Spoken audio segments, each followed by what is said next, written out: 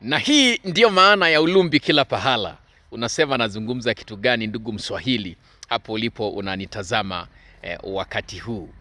Unajua siku za leo tumekuwa na mabanati wetu wamekuwa na hali ya makubela. Unasema nazungumza kitu gani? Yaani wanakuwa na tabia ya kutamani ama kupenda kuishi maisha ambayo hawana uwezo navyo. Yaani unaishi maisha ambayo hauna uwezo nayo, na inapelekea kujiingiza katika tabia zinazoenda kinyume na maadili ama na utaratibu wa kimungu.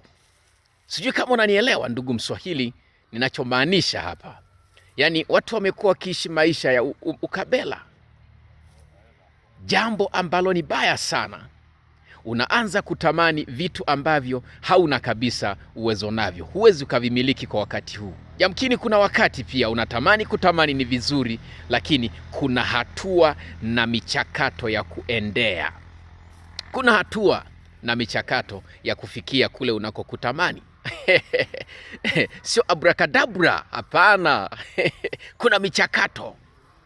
Mabanati, usiishi maisha ambayo hauna sasa. Leo tuna mabanati wengine wanajiingiza katika ufuska na tabia mbaya kabisa. Wanaamua kujiuza miili yao ili wapate fedha, wafananie na mtu mwingine. Unajua, huyu unayemwona anaishi anapendeza namna hii, anaishi kwenye nyumba nzuri, amefanya nini? Amepitia wapi? Amepataje? Kwa nini utamani na uanze wakati huo huo, ili hali hujajua mchakato? Kila kitu kipo kwenye mchakato. Unatamani kuishi maisha mazuri, fuata mchakato. Naamini ipo siku utafika sawasawa na unavyotamani, lakini sio kuchukua hatua leo na kujiingiza katika tabia mbaya inayoweza kuleta taharuki, kinyume na maadili ya jamii, na hatimaye unaambulia hata kifo kabisa. Maisha ya kujihatarisha. Unasema nazungumza kitu gani?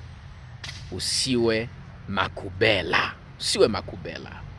Utaangamia mapema, na hichi unachokitamani usikipate. Ndio nakushauri vile. Baada ya kusema hayo, changu ni chetu, Kiswahili hazina yetu. Langu jina Emmanuel Arahango, ulumbi kila pahala. Naam.